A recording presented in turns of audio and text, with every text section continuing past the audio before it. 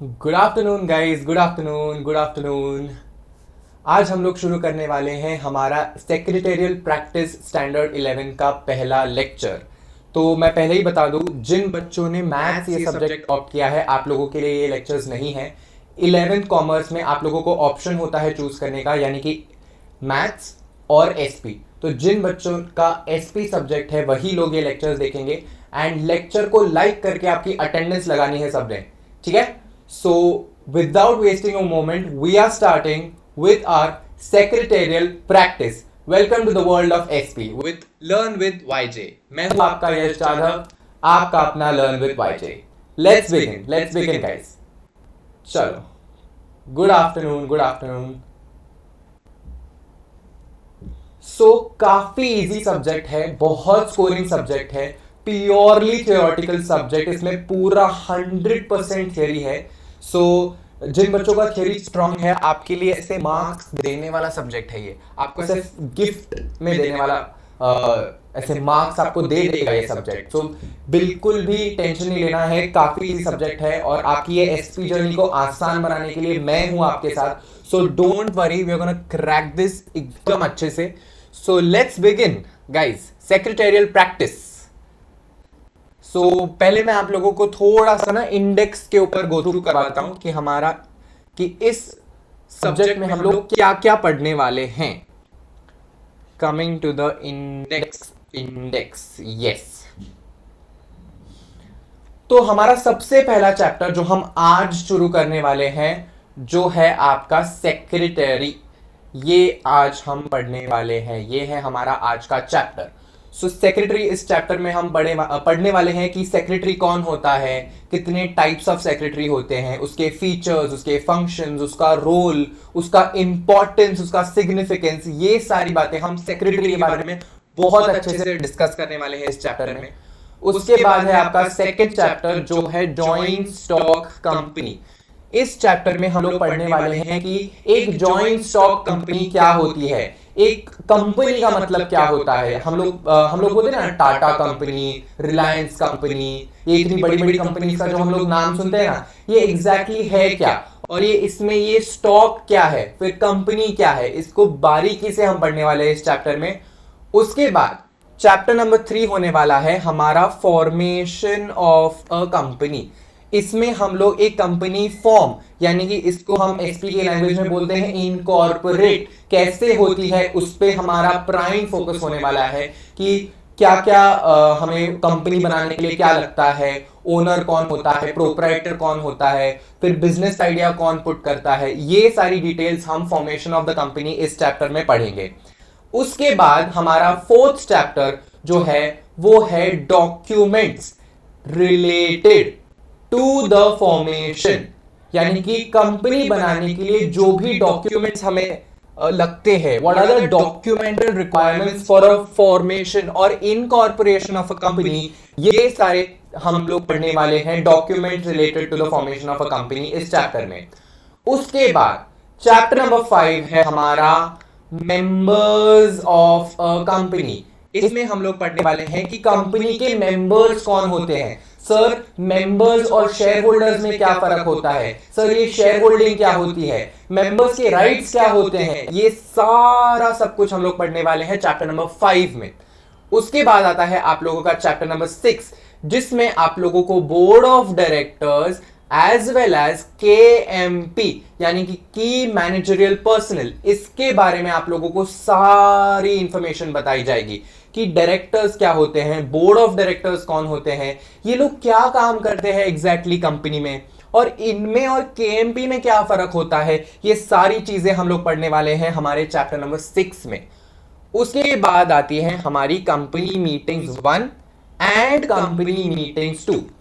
ये जो दो चैप्टर्स हैं ये प्योरली कंपनी मीटिंग्स के बारे में है। कंपनी में आपने सुना होगा ना कि टाटा की AGM हुई, रिलायंस की मीटिंग हुई, जनरल मीटिंग हुई, एनुअल जनरल मीटिंग हुई, EGM हुई। तो एग्जैक्टली ये मीटिंग्स होती क्या हैं, इसमें ये लोग इतना क्या डिस्कस करते हैं बैठ के, और कैसे ये सब कंपनीज कंडक्ट करवाती है, किस मैनर में कंडक्ट करवाती हैं, ये सारी जानकारी हमें देने वाला है चैप्टर नंबर 7 और चैप्टर नंबर 8। उसके बाद है आप लोगों का चैप्टर नंबर 9 जो बात करता है business communication skills of a secretary. तो जो सेक्रेटरी होता है उसमें कौन से ऐसे स्किल्स होने चाहिए जो उसको एक अच्छा सेक्रेटरी बनाता है, उसके जो कम्युनिकेशन स्किल्स हैं वो कौन से डायरेक्शन में होने चाहिए, कैसे उसका एथिकल कोड ऑफ कंडक्ट होगा एक सेक्रेटरी का, ये सारी डिटेल्स हमको चैप्टर नंबर 9 समझाता है। उसके बाद है आप लोगों का चैप्टर नंबर 10 और चैप्टर नंबर 11। ये दोनों ही करस्पॉन्डेंस के चैप्टर्स हैं। करस्पॉन्डेंस के चैप्टर्स में आप लोगों को है चैप्टर नंबर 10 जो है correspondence with directors, chapter number 11 जो है correspondence with banks. So directors के साथ वाला करस्पॉन्डेंस आपको अलग से पढ़ना है और डायरेक्ट करस्पॉन्डेंस विद बैंक्स जो है बैंक्स के साथ वाला जो करस्पॉन्डेंस है वो हम लोग अलग से पढ़ने वाले हैं। ओके, एंड लास्ट चैप्टर है आप लोगों का correspondence with your statutory authorities. Sir ये स्टैट्यूटरी अथॉरिटीज क्या होते हैं, फिर इसके साथ क्या करस्पॉन्डेंस है, ये सारा सस्पेंस रिवील होने वाला है जब हम लोग चैप्टर नंबर 12 पढ़ेंगे। स्टैट्यूटरी अथॉरिटीज ये क्रिएटेड बाय लॉ होती हैं और कंपनी इनके साथ क्या करस्पॉन्डेंस एग्जैक्टली करती है, कौन उसे करता है, किस मैनर में ये किया जाता है, ये सब हम लोग देखने वाले हैं चैप्टर नंबर 12 में। ओके, सो हमने देखा पूरा इंडेक्स। तो आई होप आप लोगों को इंडेक्स से एक्साइटमेंट बन रही है कि सर बहुत एक्साइटिंग सब्जेक्ट है एंड खासकर जिन लोगों को बिजनेस, कंपनी, शेयर होल्डिंग इस दुनिया में जिनको इंटरेस्ट है उन लोगों के लिए तो मतलब एकदम ऐसे बहुत आपका फेवरेट सब्जेक्ट बनने वाला है ये। मैं आपको पर्सनली बताऊं कि मेरा when I was in 11th 12th ये मेरा पर्सनल फेवरेट सब्जेक्ट था and of course I will not flex but I will flex. मुझे 11th में थे 94 और 12th में मुझे मिले थे 92% इन दिस पर्टिकुलर सब्जेक्ट। सो भाई टॉपर से पढ़ रहे हो तुम लोग। सो बिना किसी देरी के हम लोग तुरंत ही शुरू करने वाले हैं आपका पहला एसपी का चैप्टर नंबर 1 जो है जिसका नाम है सेक्रेटरी। ओके, सो गाइस सबसे पहले आप लोग मुझे बताएंगे कि जब हम ये वर्ड सुनते हैं सेक्रेटरी, आपके दिमाग में पहली चीज क्या आती है? What is the first instinct? What is the first thing which strikes your mind कि what is this secretary? मैं आप लोगों को बता सकता हूँ आप लोगों की थिंकिंग कहाँ पे जाएगी। सर सेक्रेटरी ना हमने ना तारक मेहता में सुना है, भिड़े भिड़े सेक्रेटरी है।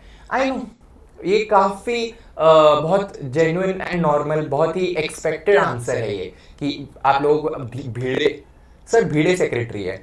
Yes you are right, but वो कौन से टाइप का सेक्रेटरी आप जानते हैं? ये सब हम इस चैप्टर में पढ़ने वाले हैं कि ये सेक्रेटरी एग्जैक्टली करता क्या है। आज हमारा टारगेट है इसमें कवर करना। आज हम पढ़ेंगे ओरिजिन, आज हम पढ़ेंगे मीनिंग एंड डेफिनेशन, हम पढ़ेंगे फीचर्स और हम कवर करेंगे इंपॉर्टेंस।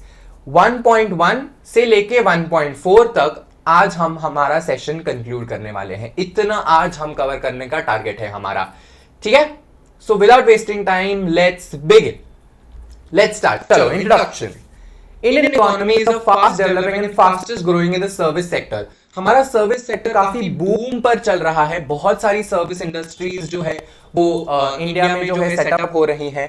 काफी सारे ऑर्गेनाइजेशंस जो है इंडिया में आने लगे हैं। Decade of innovation, decade of हम काफी इकोनॉमिकली ग्रो कर रहे हैं because of business mindset of people. लोग अलग अलग बिजनेसेस के साथ आगे आ रहे हैं, उसकी वजह से हम एक इकोनॉमिक ग्रोथ की तरफ बढ़ रहे हैं। तो finance is needed to establish a business, run it, modernise it, expand it and diversify it. तो फाइनेंस सेक्टर जो है ना काफी इंपॉर्टेंट रोल प्ले करता है किसी भी बिजनेस को स्मूथली रन करने के लिए, मॉडर्नाइज करने के लिए, उसे एक्सपांड यानी कि उसे बढ़ाने के लिए, साथ ही उसे डाइवर्सिफाई करने के लिए, मतलब उसको सिर्फ एक पर्टिकुलर फील्ड में रिस्ट्रिक्टेड ना रखते हुए उसे अलग अलग फील्ड में एस्टैब्लिश करने के लिए फाइनेंशियल मैनेजमेंट या फिर फाइनेंस हमें बहुत लेवल पे काम आता है। सो द रोल ऑफ, ये देखो, the role of financial management has become important for corporate world. Expert individual जिनके पास अलग अलग कैपेबिलिटीज होती हैं, अलग क्वालिफिकेशन होता है, एक्सपर्टीज जिसको हम बोलते हैं, वो लोग बिजनेस के लिए एक एसेट होते हैं, वो लोग बहुत इंपॉर्टेंट होते हैं।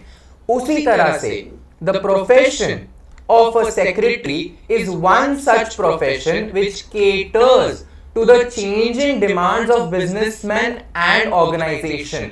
अब जैसे हम फाइनेंस फील्ड में हमें फाइनेंस एक्सपर्ट्स की जरूरत पड़ती है, हमें सेक्रेटरियल काम के लिए हमें एक सेक्रेटरी की जरूरत पड़ती है. तो सर ये कौन होता है ये सेक्रेटरी? ये वर्ड जो सेक्रेटरी है ये कहां से आया?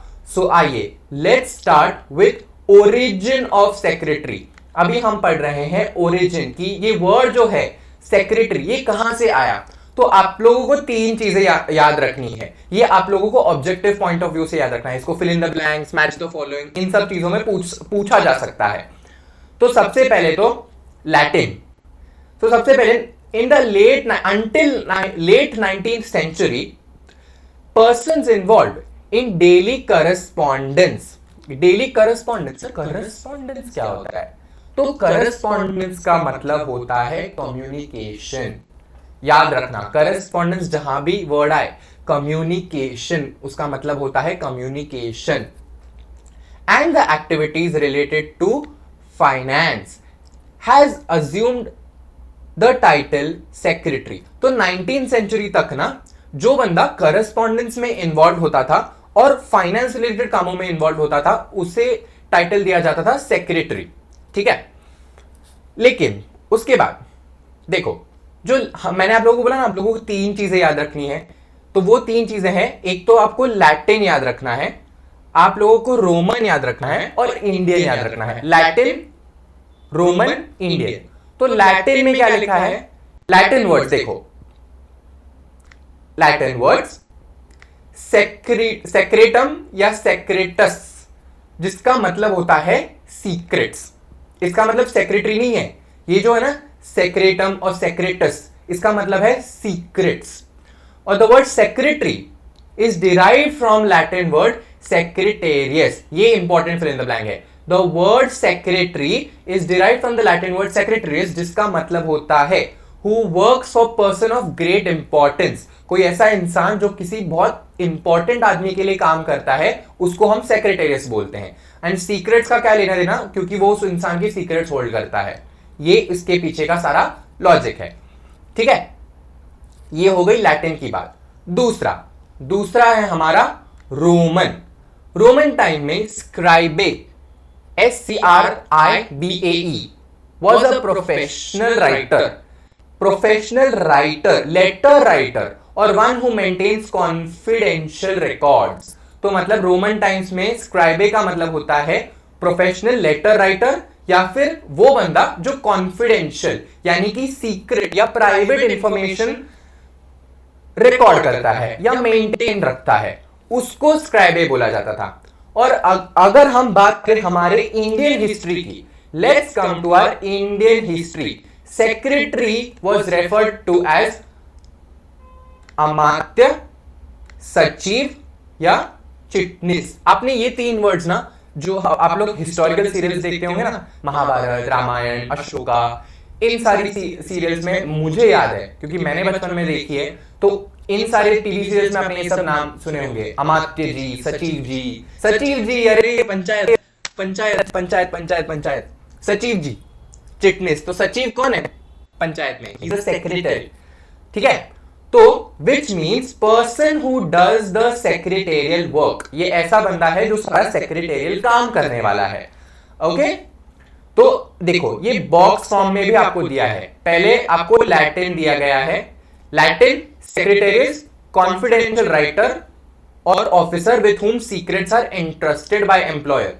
उसके बाद है हमारा Roman scribe, a professional letter writer और the one who maintains confidential records. And third is आपका इंडियन, जिसमें तीन नाम है, अमात्य, सचिव या chitnis, person who does secretarial work. तो ओरिजिन तो हमारा क्लियर हो गया कि सर ये वर्ड कहां से आया है, लैटिन, रोम, इंडियन, कहां से ये सेक्रेटरी, ये शब्द कहां से आया है, ये तो सर क्लियर हो गया. अब हम बढ़ने वाले हैं meaning and definition of the word secretary.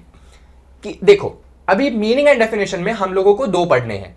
एक है आपका ऑक्सफोर्ड डिक्शनरी वाला, जो ऑक्सफोर्ड डिक्शनरी ने आपको बताया है, एंड दूसरा जो है जो आपको कंपनीज एक्ट यानी कि कंपनी लॉ ने बताया है, तो दो हम लोग पढ़ेंगे। सर याद कौन सा रखना है? अरे जो इजी है वो याद रख लो, एग्जाम में कोई भी लिखोगे ना, मार्क्स आपको मिलने ही वाले हैं, so don't worry about that. So पहले ऑक्सफोर्ड डिक्शनरी का देखते हैं। A person whose work is to write for others, especially one who is employed to conduct correspondence, keep records and to transact various other businesses. So एक ऐसा person who works to write for others, especially the one who is employed to conduct correspondence, मतलब जिसको communication purpose के लिए हमने उसको रखा है records maintain करने के लिए and various other businesses को transact करने के लिए, ऐसे बंदे को हम लोग secretary बोलते हैं। ऐसा बोलता है ऑक्सफोर्ड डिक्शनरी। ये बहुत बड़ा है, trust me, as compare to companies act. Companies act इतना इजी बोलता है ना, देखो अब देखो, कंपनी सेक्रेटरी और a secretary means company secretary as defined in so and so of company secretaries act 1980, who is appointed by a company to perform the function of a company secretary under this act. So मतलब sir इसमें definition क्या हो गई? Company secretary is means a person who is appointed by the company to perform the function of a company secretary under companies act 2013। Yes, so इसमें आप लोगों को कुछ पता चला क्या कि कौन है? नहीं, उस एक्ट के under as a company secretary जिसको अपॉइंट किया है वो है कंपनी सेक्रेटरी, ऐसा? हाँ, कंपनी एक्ट ने ऐसा ही बताया है। आप लोग अगर कंपनीज एक्ट के हिसाब से डेफिनेशन लिख रहे हो तो लिखो, लेकिन आप लोगों को अगर ज्यादा स्कोर करना है, आप लोगों को डिटेल में समझाना है, तो नीचे देखो, कंपनी सेक्रेटरीज एक्ट 1980 क्या बोलता है? A person who is a member of institute of company secretaries of India. अब ये जो है institute of company secretaries of India, जिसका एब्रिविएशन है ICSI। ICSI एक ऐसा इंस्टीट्यूट है जो कंपनी सेक्रेटरीज के एग्जाम्स कंडक्ट करवाता है, एंड वो कंपनी सेक्रेटरी का जो प्रोफेशन है उसे मैन्युफैक्चर करता है। सो वो एग्जाम्स क्लियर करने के बाद वो इंस्टीट्यूशंस लाइसेंस इशू करती है, सर्टिफिकेट ऑफ प्रैक्टिस इशू करती है, मेंबरशिप इशू करती है, ताकि आप as a company secretary practice कर पाओ। इसीलिए कंपनी सेक्रेटरीज एक्ट ने बोला गया है a person who is a member. आप उस इंस्टीट्यूट के जब मेंबर बनते हो ना, तब आप जाके एज अ सेक्रेटरी प्रैक्टिस कर सकते हो किसी कंपनी में।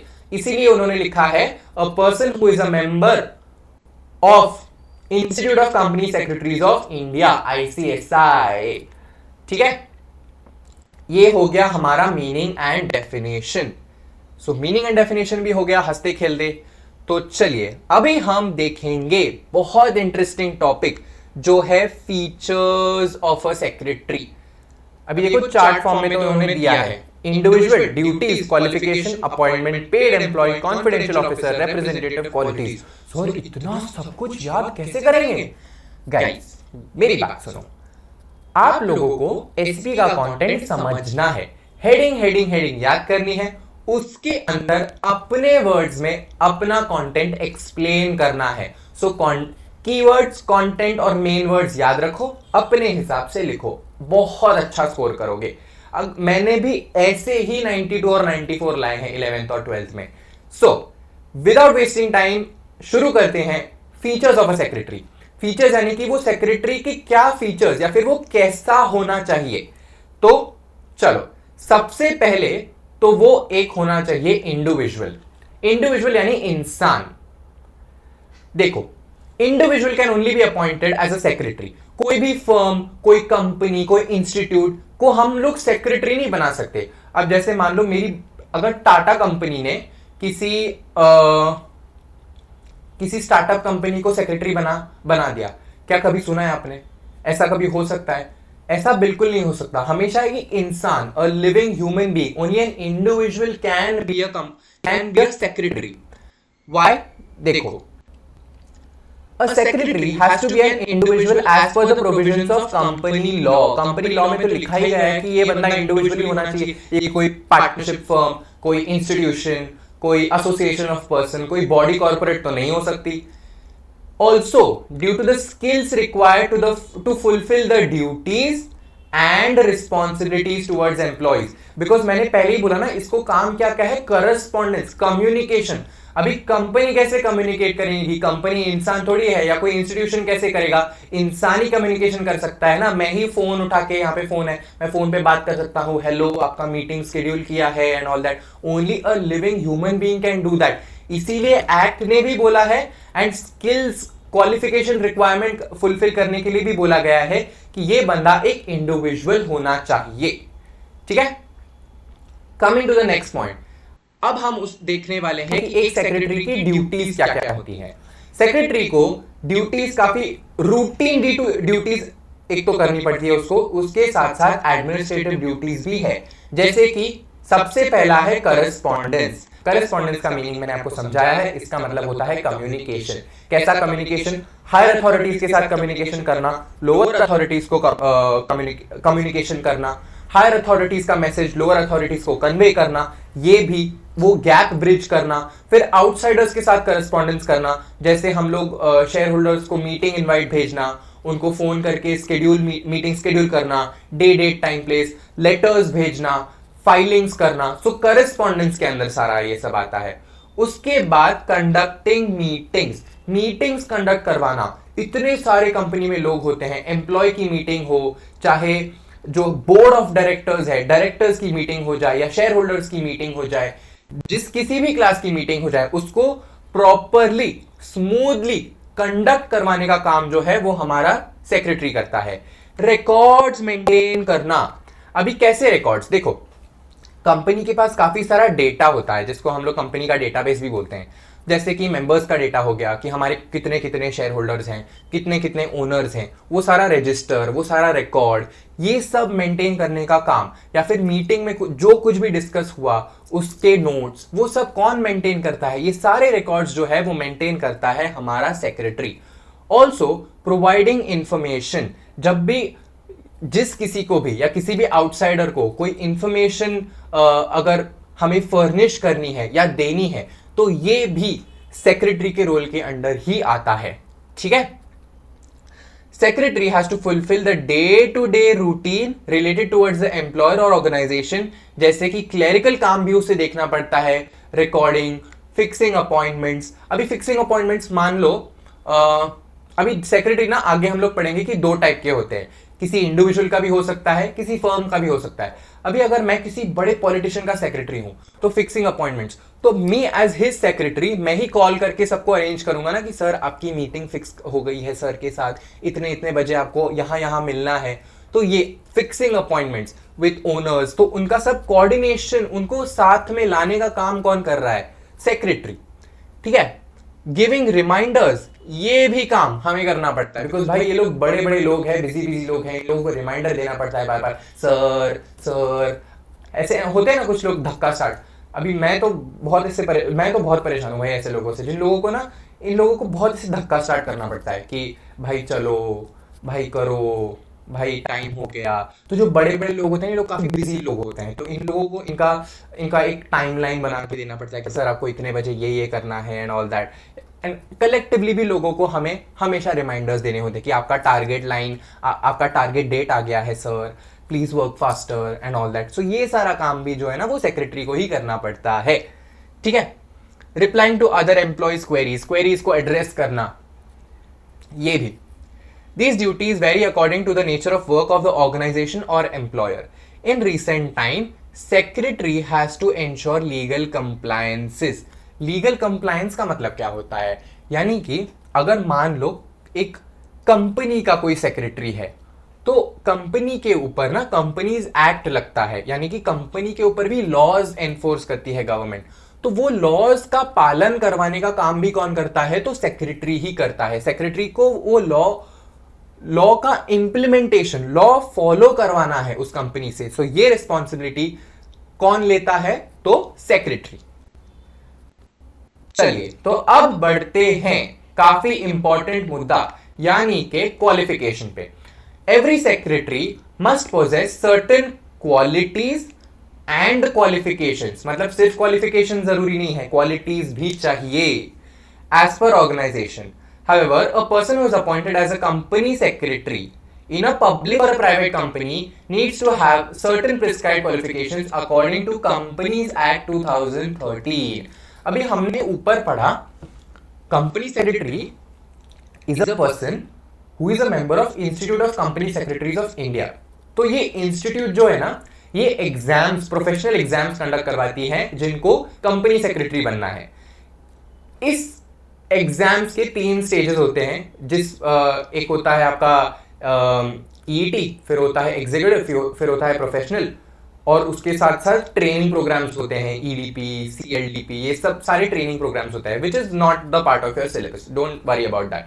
तो ये सारी क्वालिफिकेशंस क्लियर करने के बाद वो इंस्टीट्यूट मेंबरशिप देता है, आपको सर्टिफिकेट मिलता है कि आपने सो एंड सो एग्जाम्स क्लियर किए हैं. अब आप उस काबिल बन गए हैं कि आप किसी प्राइवेट कंपनी या पब्लिक कंपनी में जाके एक सेक्रेटरी का काम कर सकते हैं. सो this is the qualification. So essential qualification company secretary बनने के लिए आप लोगों को आईसीएसआई के एग्जाम्स क्लियर करने पड़ते हैं, स्पेसिफिक ट्रेनिंग, उसके साथ साथ यहां पे लिखा क्वालिटीज, क्वालिटीज यानी कि सॉफ्ट स्किल्स. जैसे कि सॉफ्ट स्किल्स में आता है आप कैसे बात करते हो, आप लोगों को कैसे अटेंड करते हो, how are your work ethics, आप प्रोफेशनल कोड ऑफ कंडक्ट कैसे मेंटेन करते हो. सो ये सारी चीजें सॉफ्ट स्किल्स में देखी जाती है आपकी. So along with your academic qualification, your soft skills, ये दोनों मिला के आप एक पूरी तरीके से एक सेक्रेटरी बनते हो बेसिकली. ठीक है. Similarly, a secretary of a government department needs to have qualifications as per government rules and regulations. अगर सरकारी किसी दफ्तर में अगर सचिव बनना है, अगर प्योर हिंदी में बोलूं तो, if in any government department you all want to be appointed as a if you all ever wish to be appointed as secretary, उनका अलग एग्जाम होगा या फिर उनका कोई अलग क्वालिफिकेशन क्राइटेरिया होगा कि आपका सो एंड सो क्लियर होना चाहिए, आपका सो एंड सो एग्जाम होना चाहिए एंड ऑल दैट, या फिर सॉफ्ट स्किल्स में ये एक्सपर्टीज होना चाहिए. तो वो गवर्नमेंट रूल्स डिसाइड करती हैं उसके लिए. कंपनीज का कंपनीज एक्ट ने बताया है कि आईसीएसआई एग्जाम्स. ठीक है. अब देखो अपॉइंटमेंट, कौन कौन सेक्रेटरी को अपॉइंट करता है. तो individual, professional, society, corporation, government, public organisation, joint stock company, इतने सब लोग सेक्रेटरी को अपॉइंट करते हैं. देखो अब इंडिविजुअल होते हैं ना कुछ, बहुत मान लो एक बहुत बड़ा वकील है, वकील छोड़ो, या कोई नेता है जो बहुत बिजी रहता है, तो क्या वो उसके अंडर एक सेक्रेटरी रख सकता है to manage his affairs, manage his work.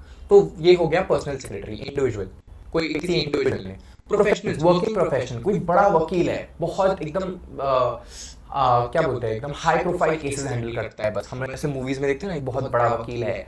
तो मैं खुद एक लॉ स्टूडेंट हूं by the way, and so जो लोग ऐसे प्रोफेशनल्स होते हैं ना, उनके अंडर इन लोगों को लगता है ये सेक्रेटरी हैं हमारे, तो वो उनका कामकाज देखते हैं सारा. ऑल्सो सोसाइटी, सोसाइटी यहाँ आ गया हमारा भीड़े. तो भीड़े जो सोसाइटीज होती हैं, कोऑपरेटिव सोसाइटीज या हाउसिंग सोसाइटीज, ये लोग भी अपने लिए एक सेक्रेटरी. तो भीड़े का काम क्या करता है, तो सारे इवेंट्स जो गोकुलधाम के होते हैं, जो कुछ भी कुछ भी अगर गड़बड़ होती है सेक्रेटरी में, तो डिसीजन मेकिंग में कौन सबसे आगे होता है, तो इट्स नन अदर देन भीड़े. सो सेक्रेटरी सोसाइटी के लिए. कॉर्पोरेशन हो जाए या फिर गवर्नमेंट हो जाए, गवर्नमेंट ऑफिसेज होते हैं, वहां पे भी आप लोग जाएंगे तो वहां पे भी आप लोग देखेंगे सेक्रेटरी करके एक पोजीशन होती है वहां पे. Public organisation, joint stock companies, Jio, Reliance, Tata, all these, इन लोगों को भी कंपनी सेक्रेटरीज की जरूरत पड़ती है. ठीक है. In other words, secretary can be personal और कैन बी इंस्टीट्यूशनल सेक्रेटरी. अब जो किसी इंडिविजुअल बंदा जो हायर करता है अपने अंडर सेक्रेटरी को, तो उसे हम पर्सनल सेक्रेटरी बोलते हैं. कोई भी ऑर्गेनाइजेशन या इंस्टीट्यूशन जब किसी सेक्रेटरी को हायर करती है तो उसे हम बोलते हैं इंस्टीट्यूशनल सेक्रेटरी. ठीक है. Next, he is a paid employ. उसको एम्प्लॉय की तरह ट्रीट किया जाता है. He is a paid employ, not he और शी भी हो सकती है भाई. तो secretary is either given a salary और पेड एंड ऑनरेरियम. तो उसको पेमेंट मिलता है, प्रोफेशनल फीस मिलती है, या पर्टिकुलर काम करने का उतना पैसा मिलता है. Depends on the nature of work. या जिस जगह पे वो काम कर रहा है, इन सब फैक्टर्स पे उसका मनी या उसका जो पेमेंट है वो उस हिसाब से डिसाइड किया जाता है। ठीक है, secretary is a paid employ, yet secretary holds the important position in the organisation. अब यहाँ पर ऑनरेरियम का मीनिंग दिया गया है, अ फी और payment given to a professional person for services rendered. अभी कंपनी जो बड़ी होती है ना, अगर मान लो उनका कोई कंप्लायंस डिपार्टमेंट है ही नहीं या फिर सेक्रेटरी डिपार्टमेंट नहीं है, तो बाहर से किसी बने हुए कंपनी सेक्रेटरी को आउटसोर्स किया जाता है, उन लोगों को बुलाया जाता है, एंड ये लोग फिर सैलरी थोड़ी लेंगे, एम्प्लॉय थोड़ी है, एम्प्लॉयर एम्प्लॉय रिलेशनशिप नहीं है, तो ये लोग चार्ज करते हैं प्रोफेशनल फीस, इसीलिए उसको दूसरा वर्ड है ऑनरेरियम। ठीक है, नेक्स्ट इज कंपनी से secretary is a confidential officer. देखो सेक्रेटरी जो होता है ना, ये कस्टोडियन होता है। किस चीज का कस्टोडियन? सारी सीक्रेट और कॉन्फिडेंशियल इंफॉर्मेशन का, किसी भी इंस्टीट्यूशन और ऑर्गेनाइजेशन की सारी जो प्राइवेट बातें हैं, ऐसी बातें जो शायद लोगों को नहीं पता, नॉट शायद 100% जो लोगों को नहीं पता, वो सारी बातों का जो रिकॉर्ड्स है, जो कुछ भी है, files and all etcetera etcetera, वो सारा कॉन्फिडेंशियल डेटा किसके पास है? तो वो सेक्रेटरी के पास है। ठीक है, secretary is closely connected with the top management and can be involve in policy decisions. ये डायरेक्टली इन्वॉल्व होता है क्योंकि टॉप मैनेजमेंट में जो भी बात है, ऑब्वियसली ये बंदा मीटिंग में जाके बैठता है, तो सोचो ना, ये ऑब्वियसली वो बातें सुनता है, ये नोट डाउन करता है उन चीजों को, तो obviously he has all the information. शायद कोई बिजनेस की बड़ी कंपनी लाइक जो मीटिंग कंडक्ट करवा रही है, मान लो कोई बहुत बड़ा डिसीजन ले रही है, तो क्या उसके सेक्रेटरी को वो बात नहीं पता होगी? ऑब्वियसली पता होगी, because he is the custodian of all that data, obviously. चलो नेक्स्ट इज आपका representative. Secretary acts as a representative. ठीक है, वो रिप्रेजेंट करता है अपने ऑर्गेनाइजेशन को, लाइक जब भी वो कहीं पे in public place, whenever the company is speaking for itself, so secretary is the one who will be acting upon it. ठीक है, लाइक दैट। इंस्टीट्यूशन सेक्रेटरी, देखो पर्सनल सेक्रेटरी कौन अपॉइंट करता है? इंडिविजुअल्स, कोई लोग जो बड़े बड़े हैं वो इंडिविजुअल पर्सनल सेक्रेटरी हायर करता है, जबकि इंस्टीट्यूशन सेक्रेटरी कौन हायर करता है? Societies, companies, government departments to represent their organisation. अब लास्ट में हम पढ़ेंगे कि क्या इस बंदे में क्वालिटीज होनी चाहिए। ये सेक्रेटरी इतना सारा काम है, देखो ना, इसको करेस्पॉन्डेंस करना है, इसको रिकॉर्ड्स मेंटेन करना है, इसको कॉन्फिडेंशियलिटी मेंटेन करनी है, इसको इतना सब करना है। He is a representative, he is a spokes person, he is into वो लिंक बना है हायर लेवल और मिडिल लेवल मैनेजमेंट में या लोअर लेवल मैनेजमेंट के साथ, तो उसका जॉब प्रोफाइल है, उसका रोल वो काफी वर्सेटाइल है, तो ऑब्वियसली काफी सारी एसेंशियल क्वालिटीज होंगी जो उसको लगेंगी। तो देखो क्वालिटीज जैसे कॉन्सेंट्रेशन, जो हमारा बेकार है, intelligence, tact, loyalty, cooperation, courtesy, leadership, orderliness, knowledge Sikar, ये सारी क्वालिटीज जो है उसमें होनी चाहिए। क्या इतनी सारी क्वालिटीज एक बंदे में हो सकती है क्या? ऑब्वियसली नहीं, but then majority of it अगर उसमें है, आपके सॉफ्ट स्किल्स अच्छे हैं, you can become a secretary and of course the essential qualifications. ठीक है, moving on. Mic is on ना? हाँ, फिर 2 मिनट के लिए लगा कि माइक बंद है। अगर ऐसा होता मुझे सब फिर से शूट करना पड़ता। Anyways, moving on to 1.4।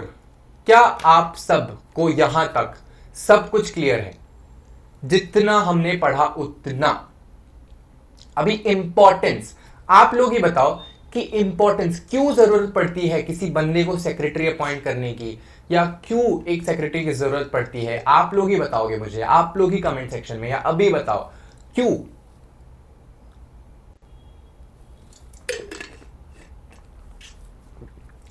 Why? क्यों लगेगा एक secretary? Correct, exactly, very good. Importance of a company secretary सामने दिया है, देख के बोल रहे हो तुम लोग ना। देखो चलो, अब एक एक को मैं आप लोगों को बोलता हूं कि ये एक्सपर्ट एडवाइस देगा। क्यों? क्योंकि उसने एग्जाम्स दिए हैं, उसने एक क्वालिफिकेशन उसने अटेन किया है, तब जाके वो बना है, तो ऑब्वियसली वो एक्सपर्ट एडवाइस देगा, वो आपको अच्छे से गाइड कर पाएगा। एडमिनिस्ट्रेशन यानी कि ऑर्गेनाइजेशन का स्मूथ फंक्शनिंग हो रहा है कि नहीं ये मेक श्योर करेगा। सारी सीक्रेट इंफॉर्मेशन उसके कस्टडी में होती है। ये करस्पॉन्डेंट, ये कम्युनिकेशन में हेल्प करता है। ये कंपनी को लॉ फॉलो करने में या किसी भी ऑर्गेनाइजेशन को लीगली एथिकल वे में अपना फंक्शनिंग रखने में हेल्प करता है। That's why he is a legal compliance officer. Meetings conduct करवाने में, साथ साथ वो लिंक बनता है मैनेजमेंट में और स्टाफ यानी कि एम्प्लॉइज में, वो मैनेजमेंट बनता है क्योंकि वो दोनों तरफ बात कर रहा है। ऑल्सो वो सेक्रेटरियल स्टैंडर्ड्स और सेक्रेटरियल ऑडिट, ये सेक्रेटरियल स्टैंडर्ड्स क्या होते हैं, सेक्रेटरियल ऑडिट क्या होता है, ये जब हम डिटेल में वो पॉइंट आएगा एंड में, यहाँ पे पढ़ेंगे। ठीक है, so let's start. Number 1, expert advice and guidance. Secretary advises the superiors on various important issues and assists in finalizing the decisions on various issues. देखो, अभी जो लोग बिजनेस एक्चुअली कर रहे हैं, अब इसने तो एग्जाम्स देके क्वालिफिकेशन लिया है, हो सकता है जो ओनर्स है, अब बिजनेस एक बिजनेस ओनर या प्रोपराइटर, बिजनेसमैन बनने के लिए कोई स्पेसिफिक क्वालिफिकेशन लगता है क्या? सो नहीं, कोई 12वीं पास वाला भी बिजनेस चालू कर सकता है, लेकिन क्या उसके पास उतना नॉलेज है वो कोई फाइनेंशियल डिसीजन या कोई लीगल डिसीजन या कोई मार्केट स्ट्रैटेजी ओरिएंटेड डिसीजन क्या वो अकेला ले सकता है? नहीं। तो ऐसे टाइम में सेक्रेटरी जिसके पास नॉलेज है, जिसके पास एक्सपर्टीज है, वो अपने फेयर व्यूज, अपनी एडवाइस या अपना गाइडेंस उन लोगों को दे सकता है ताकि करेक्ट वे में डिसीजंस लिए जा सके। ठीक है, Secretary is always considered valuable while taking appropriate policy decisions. वो प्रोवाइड करता है guidance to the management and helps to achieve expected growth. Growth को अचीव करने के लिए उसके गाइडेंस की हमें जरूरत पड़ती है, इसीलिए उसे एक्सपर्ट एडवाइस एंड गाइडेंस में उसका इंपॉर्टेंस होता है। Next he works as a administrator. Administrator मतलब स्मूथ फंक्शनिंग उस ऑर्गेनाइजेशन का करवाने वाला। देखो, secretary looks after routine office administration, मतलब डे टू डे अफेयर्स तो वो मैनेज कर ही रहा है, उसके वो मेक श्योर करता है कि जो फंक्शनिंग है वो एफिशिएंटली हो रहा है, एज वेल एज वो एग्जीक्यूटिव ड्यूटीज पर भी ध्यान देता है। रूटीन ड्यूटीज में क्या क्या आता है? देखो, मैनेजमेंट आता है, डॉक्यूमेंटेशन ऑफ इंपॉर्टेंट इश्यूज आता है, विजिटर्स को अटेंड करना, मीटिंग्स वगैरह, वो सब आता है and are handled by secretary efficiently. Secretary also handles executive duties जैसे कि पॉलिसी फॉर्मुलेशन में असिस्ट करना, प्लान्स प्रिपरेशन में हेल्प करना, सुपरवाइज करना to the execution of plans, ये सब हो जाते हैं उसके एग्जीक्यूटिव ड्यूटीज। तो वो दोनों साइड में काम करता है। वो रूटीन एक्टिविटीज जो है जैसे मैनेजमेंट, डॉक्यूमेंटेशन, एम्प्लॉइज को हेल्प करना, उनको असिस्ट करना, गाइड करना एम्प्लॉइज के साथ, तो ये रूटीन, ये बेसिक एडमिनिस्ट्रेशन में आ गया। उसके साथ साथ एग्जीक्यूटिव जो अपर लेवल मैनेजमेंट है उनको एडवाइस करना, उनको प्लान ऑफ एक्शन बनाने के लिए हेल्प करना, उनको सुपरवाइज करना, पॉलिसी फॉर्मुलेशन में मदद करना, ये काम भी होता है सेक्रेटरी के पास। ठीक है, so that is why he is the overall administrator. उसके बाद third point, custodian of secret information. Secretary एक इंपॉर्टेंट पर्सन कहा जाता है ऑर्गेनाइजेशन का। क्यों? Because he has access to all the confidential and crucial information. So भाई इस बंदे के पास ना कंपनी की सारी जितनी भी कॉन्फिडेंशियल यानी कि सीक्रेट वाली इंफॉर्मेशन, टॉप एकदम टॉप नॉट सीक्रेट वाली इंफॉर्मेशन है ना, वो इंफॉर्मेशन है इस बंदे के पास। सो बहुत इंपॉर्टेंट पोजीशन माना जाता है सेक्रेटरी को। ठीक है, related to the organisation. Secretary इसीलिए तो इन्वॉल्व होता है ना एग्जीक्यूटिव इंपॉर्टेंट डिसीजंस में, क्योंकि उसको उस नॉलेज के साथ साथ कंपनी या उस ऑर्गेनाइजेशन का भी नॉलेज है कि कंपनी या उस ऑर्गेनाइजेशन में एग्जैक्टली क्या सिचुएशन है, वहां पे मैं किस तरह से फेयर व्यूज या एडवाइस दूं जिससे ये लोग बेटर परफॉर्म कर सके। सो that is why he is the custodian of all the secret information. All such important decisions regarding business activities are required to be maintained confidential. Yes, secrecy maintain करना एक company के लिए बहुत जरूरी है. तो इसीलिए ये सब कुछ, ये सारी रिस्पॉन्सिबिलिटी दी जाती है एक सेक्रेटरी को। सेक्रेटरी गार्ड करता है सीक्रेट्स ऑफ द ऑर्गेनाइजेशन को एंड मेक श्योर करता है ये कहीं और डिस्क्लोज ना हो, ये भी काम सेक्रेटरी करता है, अनलेस रिक्वायर्ड और ऑथराइज टू डू सो। इसीलिए सेक्रेटरी को हम लोग कॉन्फिडेंशियल ऑफिसर भी बोलते हैं। He is also known as the confidential officer of the company. ठीक है, नेक्स्ट इज फोर्थ पॉइंट हमारा है करस्पॉन्डेंट। करस्पॉन्डेंस मैंने आपको स्टार्टिंग में ही समझाया कि करस्पॉन्डेंस का मतलब होता है क्या? करस्पॉन्डेंस का मतलब होता है communication. The secretary is the correspondent of the organization and therefore responsible for inward as well as outward correspondence। Sir ये inward outward correspondence क्या होता है? inward correspondence मतलब जो बाहर से उसको correspondence आ रहा है, जो भी चीजें बाहर से आके हमें internally पुट करनी है, जैसे कोई नोटिस आई, फोन कॉल्स आए, या जो भी कुछ आ रहा है, that is inward correspondence. Outward correspondence हो जाता है जो हमें लोगों को भेजना है, जैसे मीटिंग के नोटिस भेजना, इनवाइट्स भेजना, रिटर्न्स फाइल करना, ये होता है आउटवर्ड करस्पॉन्डेंस जो कंपनी बाहर भेजती है। Got it? सो दोनों भी करस्पॉन्डेंस कर कौन रहा है at the end? Secretary. Secretary conducts correspondence with किसके साथ? देखो, मेंबर्स, सबसे पहले मेंबर्स, कंपनी के मेंबर्स को, डायरेक्टर्स को, बैंक्स को, इंश्योरेंस कंपनीज को, रजिस्ट्रार यानी कि रजिस्ट्रार ऑफ कंपनीज, उसको जो भी फाइलिंग करना पड़ता है, आरओसी को, कंपनीज को रिटर्न्स वगैरह फाइल करने पड़ते हैं कि बुक्स ऑफ अकाउंट्स, आपके स्टेटमेंट्स, आपके कंपनी कैसे परफॉर्म करनी है, उसका स्टेटमेंट एक बना के वो फाइल करना पड़ता है रजिस्ट्रार को। ये एक लीगल कंप्लायंस होता है, समझ लो, इतना समझ लो। तो ये भी काम सेक्रेटरी का होता है। गवर्नमेंट अथॉरिटीज कंपनी के एस्पेक्ट में कौन सी आ सकती है? सेबी, जो स्टॉक एक्सचेंज, जो लिस्टेड कंपनीज होती है उनके लिए सेबी पिक्चर में आता है। फिर आरबीआई एक रेगुलेटरी अथॉरिटी है, ये सारे। एंड अल्टीमेटली जो कंपनी के कस्टमर्स हैं उनको भी कौन एड्रेस करता है, या उनके साथ करस्पॉन्डेंस भी कौन करेगा? तो सेक्रेटरी करेगा। ठीक है। Number 5, legal compliance officer.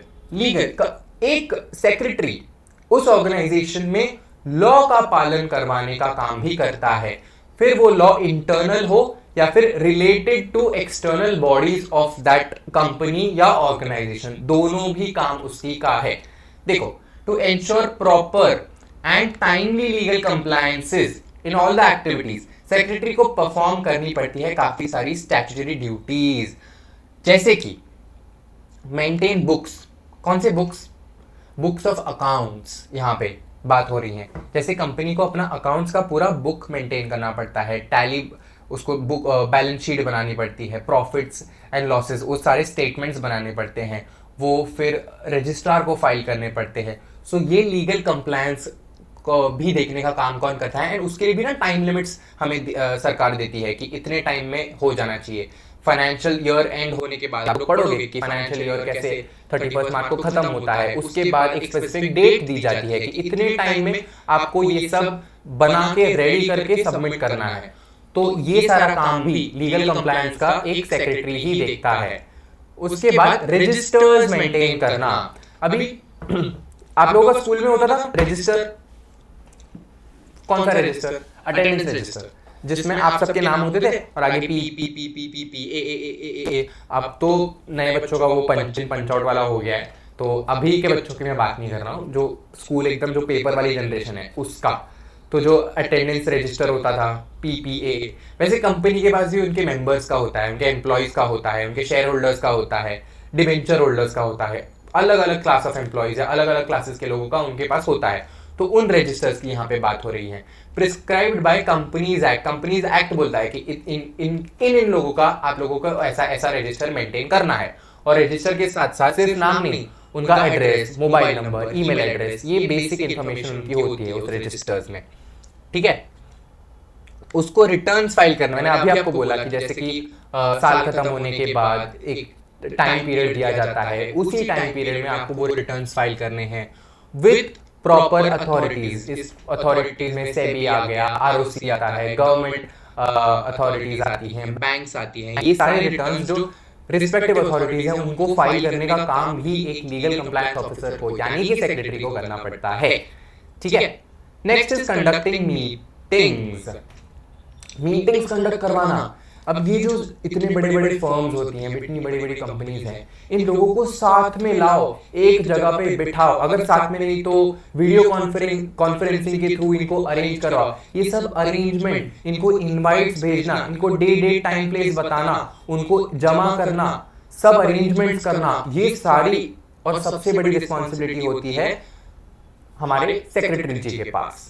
देखो, every business organization has to conduct meetings where persons meet and finalize important decisions. So company को कोई भी डिसीजन लेना होता है ना, बड़ा डिसीजन, तो कंपनी मीटिंग ले लेती है कि चलो अभी प्रॉफिट हो गए हैं, बोनस बांटना है, मीटिंग। तो मीटिंग अगर ली तो मीटिंग बुलवाने के लिए कितनी 17 चीजें करनी पड़ती है। पहले इनवाइट बनाओ, भेजो, चेक करो कौन आने वाला है, जो नहीं आ रहे वो जो वीडियो कॉन्फ्रेंसिंग वाले हैं उनके लिए अरेंजमेंट। सो ये सारा जो तामझाम है ये कौन कर रहा है? तो सेक्रेटरी। ठीक है, the secretary carries out formalities which are required to be undertaken during and after the meeting. During the meeting क्या फॉर्मेलिटीज है? तो मीटिंग में जो भी होता है ना वो नोट डाउन करना पड़ता है एक सेक्रेटरी को। कंपनीज में ऐसा होता है, अगर आप एक कंपनी सेक्रेटरी हो तो आपको उसको मिनट्स बोलते हैं। कंपनी को शॉर्ट में जो कुछ भी हो रहा है ना वो सब नोट डाउन, या जो रेजोल्यूशंस पास हो रहे हैं या वोटिंग एक्सेट्रा एक्सेट्रा, जो कुछ भी हो रहा है वो नोट डाउन करना पड़ता है एक पीस ऑफ पेपर पे या किसी बुक में, तो उसको मिनट्स बोला जाता है। तो ये ड्यूरिंग, उसके बाद एक स्पेसिफिक टाइम में प्रॉपर मिनट्स आपको बना के सबको भेजना पड़ता है उसको, कि इतना इतना कुछ डिस्कस हुआ, इतना इतना इतने लोगों ने एग्री किया, इतने लोगों ने नहीं किया, ये पास हुआ, ये नहीं हुआ, ये सब मिनट्स में आपको बता के उन रिस्पेक्टिव जो आए थे, जो मेंबर्स या शेयर होल्डर्स जो भी थे, उनको भेजना पड़ता है। So this is nothing but the compliances related to meetings. ठीक है, जो उसको फॉलो करनी पड़ती है। Link between management and staff, मैंने जैसे आपको बोला वो दोनों तरफ उसका मुंह है, वो हायर लेवल अथॉरिटी से भी बात करता है, वो लोअर लेवल मैनेजमेंट से भी बात करता है, तो वो गैप को ब्रिज करने में हेल्प करता है, एक्ट्स एज अ लिंक। देखो, ये acts as a link between the management and staff of the organisation and helps in effective communication. ठीक है, last is fulfilment of secretarial standards and secretarial audit. ये secretarial standards जो होते हैं ना, या इन लोगों ने आपको बोला है कि secretarial standards and secretarial audits are discussed in chapter 6। अब ये लोग आप लोगों को चैप्टर 6 तक का सस्पेंस क्रिएट कर रहे हैं, तो मैं क्या करूं, मुझे ही समझ में नहीं, आपको बता दूं या नहीं बताऊं कि सेक्रेटरियल स्टैंडर्ड्स होते क्या हैं। चलो नेक्स्ट लेक्चर में बता देता हूं कि अगले लेक्चर में इससे शुरुआत करेंगे। ठीक है, या फिर आप आपके हिसाब से आपके लिए होमवर्क कि आप खुद गूगल करो कि ये सेक्रेटरी स्टैंडर्ड और सेक्रेटरी ऑडिट होता क्या है, कि और ये सेक्रेटरी क्यों करता है, और या फिर कौन करता है, इसके बारे में थोड़ी सी इंफॉर्मेशन लिखो और कमेंट सेक्शन में लिख देना। फिर अगले वीडियो में मैं खुद आप लोगों को बताऊंगा। ठीक है, सो यस, आज का हमारा जो टारगेट था 1.4 तक कंप्लीट करना था शायद, है ना? Yes, 1.1, 1.2, 1.3, 1.4 we are done. और आप लोगों को मैंने एक छोटा सा होमवर्क भी दिया है। So we are done with today's session. That's it for today guys. So done. Yes, let's call it a day and see you guys in the next lecture for SP. Till then, bye bye, take care and thank you.